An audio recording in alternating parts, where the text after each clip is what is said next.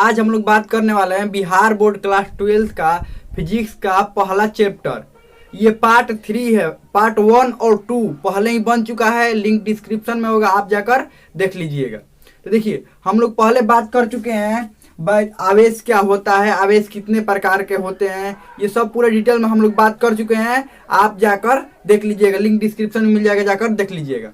चलिए अब हम बात करते हैं विद्युत ये बल क्या होता है, विद्युत बल क्या होता है, चलिए बात करते हैं। देखिए, बल का मतलब होता है, आपको पता है किसी भी वस्तु को खींचना या ढकेलना, उसको क्या कहलाता है, बल।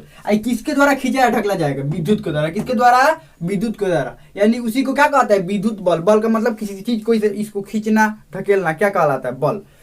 तो क्या किसके द्वारा ये बल लगाया जा रहा है, विद्युत के द्वारा, यानी इसको विद्युत बल कहते हैं। अब देखिए, ये होता क्या है, दो आवेशों के बीच कार्यरत बल को विद्युत बल कहते हैं।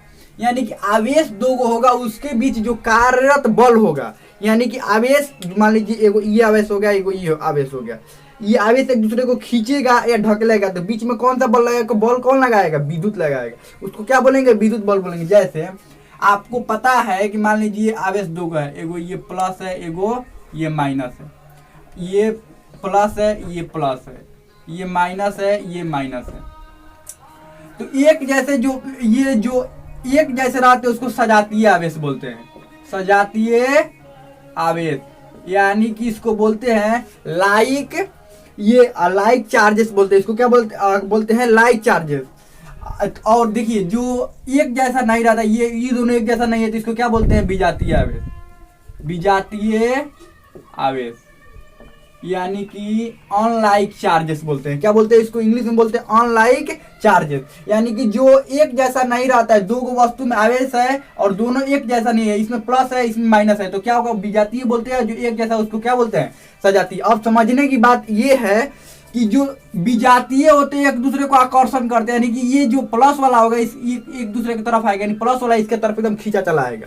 और जो खींचेगा बल ना, इसको जो खींच रहा है बल ना, उसको क्या बोलते हैं, विद्युत बल। उसी को क्या बोलते हैं, बीचा वाला जो खींचता है, इसको खींचता है, जिसको क्या बोलते हैं, विद्युत बल। ये वाला खींचेगा, ये वाला माइनस वाला खींचता है, इसको अपनी तरफ खींचेगा, ये दूसरे एक दूसरे की तरफ आकर्षित होगा, उसको क्या बोलते हैं, विद्युत बल। अब यहाँ पर देखिए, यहाँ पर भी होगा, ये दोनों एक जैसे है। जब दोनों एक जैसा एक दूसरे से दूर भागेगा, एक जैसा रहेगा तो क्या होगा, एक दूसरे से दूर भागेगा। और दूर भागेगा तो इसमें भी जो दूर भगाएगा एक दूसरे को ना, एक दूसरे को दूर भगाएगा, उसको क्या बोलते हैं, विजातीय। और उसको क्या बोलते हैं, उसके बीच में भी क्या लगता है, विद्युत बल ही लग जाते हैं। चुंबक आप देखे होंगे, चुंबक का दो गो ध्रुव होता है, एगो नॉर्थ पोल, एगो साउथ पोल। तो नॉर्थ पोल और नॉर्थ पोल को एक जगह लेकर आइएगा तो क्या होगा, एक दूसरे से भागते हैं। जब नॉर्थ पोल और साउथ पोल को एक जगह लेकर आइएगा तो वो क्या होता है, एक दूसरे से आकर्षण होते हैं। यानी कि ये एक मतलब एक जैसा रहेगा तो एक दूसरे से दूर भागेगा, और दोनों विपरीत रहेगा तो एक दूसरे क्या आएगा, नजदीक आएगा। अब देखिए, यहाँ पर माइनस माइनस भी यही होगा, जब माइनस माइनस आ जाएगा तो एक दूसरे से क्या होगा, दूर भागेगा, एक दूसरे से दूर भागेगा। जब एक दूसरे के पास लाना हो या दूर भगाना हो तो उसमें कौन सा बल लगेगा, विद्युत बल लगता है। इसको दोनों एक जैसा होगा, सजातीय आवेश बोलते हैं। दोनों अलग अलग होगा, विजातीय आवेश। सजातीय को लाइक चार्जेस बोलते हैं, इसको बोलते हैं अनलाइक चार्जेस। अब देखिए, विद्युत बल आप समझिए। अब विद्युत बल ये लग तो रहा है दोनों आवेशों के बीच, तो ये तो सिंपल हुआ, लेकिन कुलाम्ब ने सीए कुलाम्ब, आप लोगों ने नाम सुना होगा सीए कुलाम्ब का। इन्होंने कहा कि रुकिए, हम परीक्षण करते हैं, परीक्षण करके और भी कुछ चीजें निकालते हैं, एक नियम बना देते हैं। परीक्षण करके कुछ चीजें निकालते हैं और एक ये कैसे ये प्रोसेस हो रहा है, इसको एक नियम के माध्यम से लिख देता है कि सबको पता चल पाए ये क्या यहाँ पर हो रहा है। इसको नियम के माध्यम से हम लिख दे कि यहाँ पर होता क्या है, एक्चुअली क्या हो रहा है, इसमें क्या हो रहा है। तो ये कहता कि सबको समझने में आसानी हो कि हाँ यहाँ पर हो क्या रहा है। इन्होंने 1785 ईस्वी में, 17 से, ये फ्रांस के वैज्ञानिक थे। कहाँ के वैज्ञानिक थे, सीए कुलाम्ब फ्रांसीसी वैज्ञानिक। 1785 में एगो प्रयोग किए, और प्रयोग के बाद उन्होंने निष्कर्ष क्या निकाला कि दो आवेशों के बीच लगने वाला आकर्षण तथा प्रतिकर्षण, यानी दो आवेश हो गया, इसके बीच लगता है, यहाँ पर आकर्षण बल होता है। आकर्षण मतलब एक दूसरे को खींच रहा है, प्रतिकर्षण मतलब एक दूसरे को क्या कर रहा है, भगा रहा है। आवेशों के बीच लगने वाला आकर्षण तथा प्रतिकर्षण बल, तो बल यहाँ पर इसका आकर्षण तथा प्रतिकर्षण बल दोनों आवेशों के गुणनफल के अनुक्रमानुपाती तथा बीच की दूरी के व्युत्क्रमानुपाती होता है। इसको कैसे लिखेंगे, दो आवेशों के बीच लगने वाला आकर्षण तथा प्रतिकर्षण बल, यानी कि F बराबर बल बराबर F में F फोर्स क्या कहते हैं, बल को इंग्लिश में फोर्स कहते हैं, उसको डिनोट किससे करते हैं? एफ से। तो एफ इसके आकार दोनों आवेशों के गुणनफल के अनुक्रमानुपाती यानी Q1 इंटू Q2, दो का आवेश हमारे पास हो गया, इसके गुणनफल के अनुक्रमानुपाती तथा बीच के दूरी के व्युत्क्रमानुपाती होता है। जो बल होता है वो क्या बोले हैं? बीच की दूरी के व्युत्क्रमानुपाती होता है।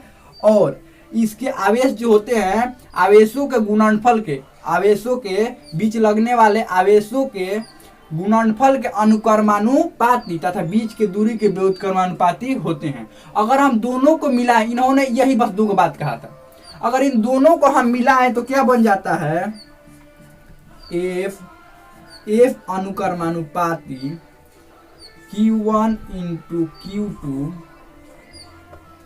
Q1 इंटू Q2 बटा R स्क्वायर, ये हमारा बन जाता है। अब देखिए इसके बाद जब प्रोपोर्शनल, इसको प्रोपोर्शनल बोलते हैं, जब प्रोपोर्शनल का साइन हटाते तो बराबर यहाँ पर क्या आ जाता है? के एक नियतांक होता है। क्या होता है? के एक नियतांक होता है, Q1 इंटू Q2 बटा R square. Q1 into Q2 बटा R स्क्वायर, कहीं कहीं के जगह पर आपको ए भी मिलेगा किताब में, इसमें कोई दिक्कत नहीं है। ये एक नियतांक है, कोई दिक्कत नहीं है। के क्या है? बस नियतांक है।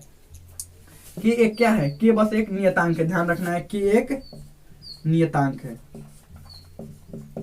ये नियतांक है। अब नियतांक है तो ऐसे ही तो किसी को नहीं रख दे, कुछ वैल्यू होगा तब ना। किसी को भी रखने से पहले मान लीजिए कहीं पर भी किसी को रखना है, किसी को काम पर रखना है, किसी को काम पर रखना होता है तो उसका वैल्यू देखा जाता है ना। कुछ काम कर भी सकता है, नहीं कर सकता, फालतू में रख कर क्या करेंगे? ये भी इसी को रखते हैं, ऐसे भी रखते हैं तो कुछ काम करने के लिए ही रखता है ना। कुछ इसका वैल्यू होगा तभी ना, कुछ मान होगा तभी ना। देखिए इसका मान क्या होता है? 1/4πε0 होता है। इसका मान क्या होता है? 1/4πε0, इसको एप्सिलॉन नॉट बोलते हैं।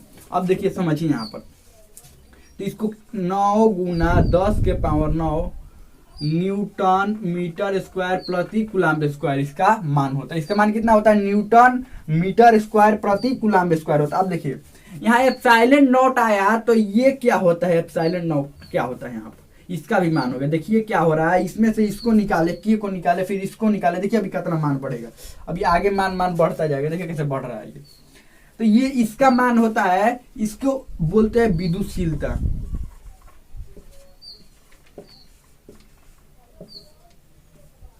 इसको क्या बोलते हैं? निर्वात की ये विद्युतशीलता है। विद्युतशीलता यानी कि विद्युत का प्रभाव किसी भी वस्तु पर कितना है, इसका प्रभाव कितना है, कितना जल्दी खींच रहा है, कितना जल्दी ढकेल रहा है, उसको क्या बोलेंगे? विद्युतशीलता। अब इसका मान कितना होता है? एप्सिलॉन नॉट का मान कितना होता है? 8.85 10 के पावर -12 कूलम्ब स्क्वायर प्रति न्यूटन मीटर स्क्वायर। अब देखिए अब आगे बढ़ते हैं। जब इसका मान सब पूरा देख लीजिए, ये ध्यान रखना है के का ये मान भी होता है, एप्सिलॉन नॉट का भी मान होता है। अब देखिए यहाँ पर के का मान 1/4πε0 हो गया, पता चल गया कि ये होता है, तो इसके जगह पर हम मान रख देंगे। तो यहाँ पर क्या हो जाएगा? एफ बराबर 1/4πε0 गुना Q1 इंटू Q2 बटा R स्क्वायर। ये आया। हमें लगता है कि ये कूलम्ब का नियम आपको अच्छा से समझ में आ गया होगा, क्योंकि कूलम्ब का नियम रट कर याद नहीं करना है, बस ये देखना है कि क्या होता है। देखिए तो क्या हो रहा है, यहाँ पर दो आवेशों के बीच आकर्षण या प्रतिकर्षण बल लग रहा है, यही हो रहा है ना। अब जब आकर्षण या प्रतिकर्षण बल लग रहा है तो दोनों आवेशों के गुणनफल का क्या हो जाएगा? वो अनुक्रमानुपाती हो जाएगा। उनकी जो बीच की दूरी है उसके वर्ग का क्या हो जाएगा? व्युत्क्रमानुपाती हो जाएगा। ऐसे आप यहां से ये चीज भी समझ सकते हैं। जैसे देख लीजिए Q1 और Q2, यहाँ पर Q1 और Q2 है, अब बीच की दूरी इसकी क्या है? R है। यानी दो आवेशों के बीच लगने वाला आकर्षण तथा प्रतिकर्षण बल, दो आवेशों के बीच लगने वाला आकर्षण तथा प्रतिकर्षण बल आवेशों के गुणनफल के अनुक्रमानुपाती तथा बीच की दूरी के, इसकी बीच की दूरी है उसकी क्या होता है? व्युत्क्रमानुपाती होता है। यही होता है, रट कर याद नहीं करना, बस एक बार समझ जाना, बस याद हो जाएगा आपको।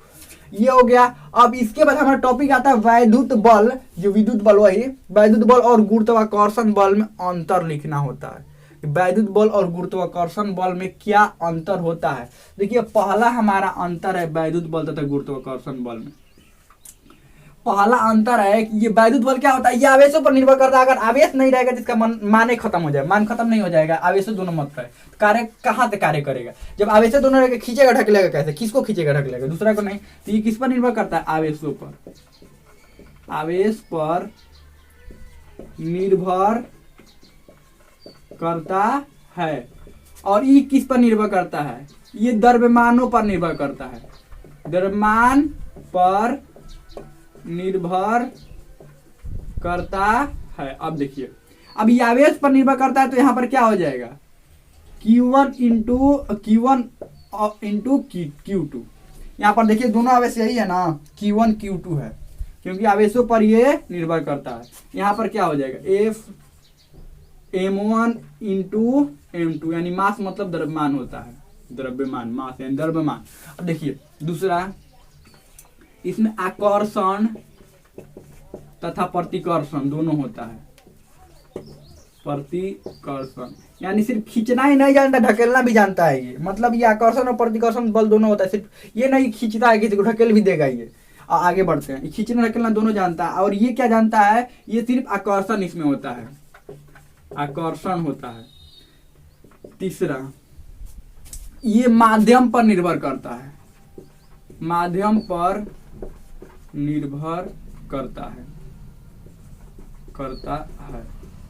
आइए क्या होता है, ये माध्यम पर निर्भर नहीं करता है, माध्यम पर निर्भर नहीं करता है। आगे बढ़ते हैं, इसके बाद ये माध्यम पर निर्भर करता है और ये माध्यम पर निर्भर नहीं करता। ये हमारा हो गया इसका अंतर। अब आगे बढ़ते हैं, हमें लगता है कि वैद्युत बल आपको गुरुत्वाकर्षण बल में अंतर समझ में आ गया होगा।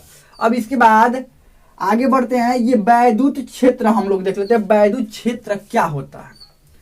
अब वैद्युत क्षेत्र क्या होता है, तो क्षेत्र का मतलब समझिए, जंगली क्षेत्र किसको कहते हैं, जहां तक जंगल का विस्तार हो उसको क्या बोलेंगे, जंगली क्षेत्र। अब एक कहीं कहीं पूरा 2-2 किलोमीटर पर पेड़ लगा हुआ है, एक पेड़ यहाँ पर है, एगो मान लीजिए पेड़ यहाँ पर है और एगो 10 किलोमीटर दूर पेड़ है, तो क्या यहाँ पर एगो पेड़ है, एगो 10 किलोमीटर दूर है, तो उसको जंगल बोल दीजिएगा। या 15 किलोमीटर दूर पर पेड़ है तो जंगल उसको तो बोल नहीं सकते हैं। जंगल किसको बोलेंगे, जहां पर घना पूरा एकदम पूरा ज्यादा मात्रा में पेड़ों की संख्या, उसको क्या बोलेंगे, जंगल, उसको जंगली क्षेत्र बोलते हैं। जंगल के क्षेत्र को क्या बोलते हैं, जंगली। वैसे विद्युत के क्षेत्र को क्या बोलते हैं, वैद्युत क्षेत्र है। जहां तक विद्युत का प्रभाव रहे, विद्युत का प्रभाव जहां तक रहे उसको क्या बोलेंगे, वैद्युत क्षेत्र। जैसे मान लीजिए यहाँ पर हम एक पंखा चालू किए, ये पंखा इधर इधर घुमा हुआ और इसका हवा यहाँ तक लग रहा है, अच्छा ठीक ठाक हवा लग रहा है, यहाँ पर थोड़ा थोड़ा एकदम थोड़ा थोड़ा लग रहा है, इसका क्षेत्र कहाँ हुआ, यहाँ तक क्षेत्र इसका हुआ, पूरा विस्तार यहाँ तक हुआ, क्योंकि हवा का इसका हवा का प्रभाव कहाँ है, यहाँ तक है। वैसे ही विद्युत का जहां तक प्रभाव होता है उसको क्या बोलते हैं, विद्युत क्षेत्र। इसका डिफिनेशन क्या हो जाएगा, किसी आवेश के चारों ओर का वह क्षेत्र जहां पर अन्य आवेशों को लाने पर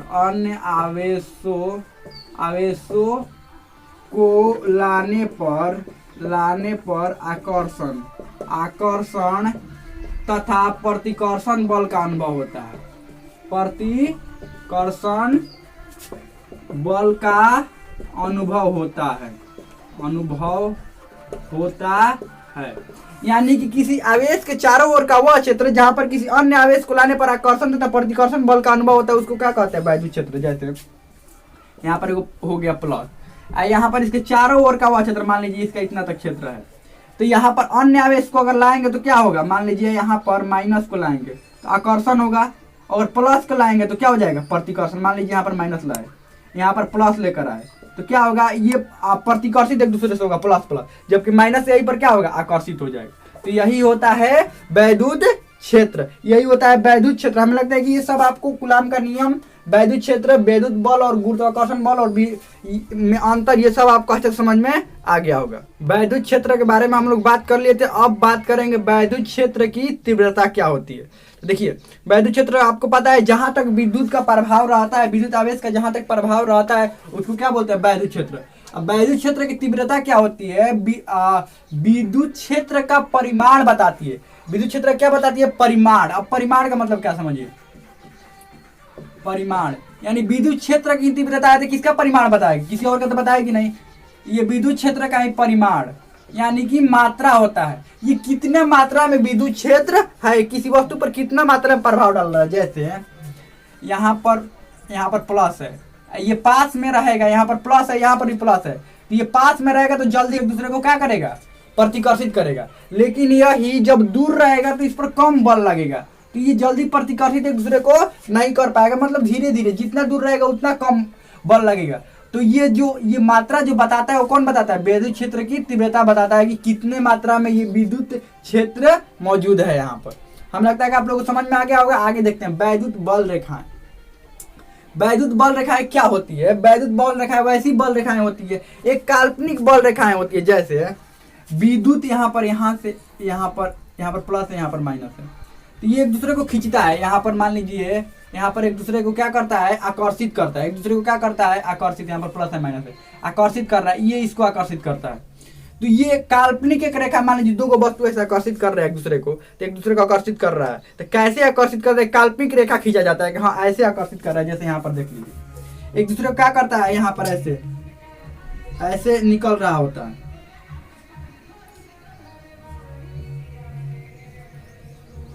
प्लस में से देखिए, प्लस में से निकल रहा होता है, यानी कि प्लस में किसी और के तरफ यहाँ पर खींचे चले जाता है। और माइनस क्या करता है? खींचता है। माइनस क्या करता है? खींचता है। माइनस खींचता है,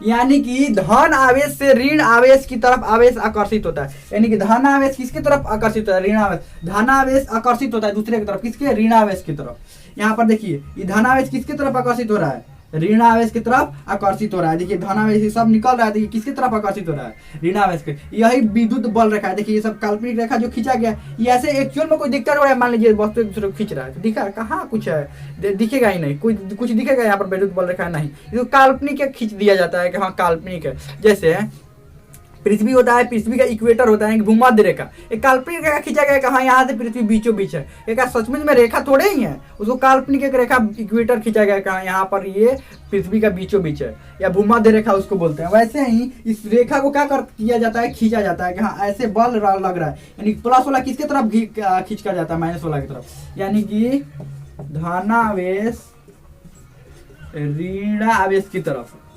ऋण आवेश की तरफ, ऋण आवेश की तरफ आकर्षित होता है। अब देखिए, अब दो को धनावेश मिल जाए तो क्या होगा? एक दूसरे को प्रतिकर्षित करेगा। ऐसे एक दूसरे को क्या करेगा? प्रतिकर्षित करेगा। एक दूसरे से दूर भागता है, एक दूसरे से दूर भागता है, एक दूसरे से दूर भागता है। यही होता है विद्युत बल रेखाएं। ये विद्युत बल रेखा यही होता है। क्या होता है? विद्युत बल रेखा। अब यहाँ पर एक छूट गया है समीकरण, इसका समीकरण ये होता है,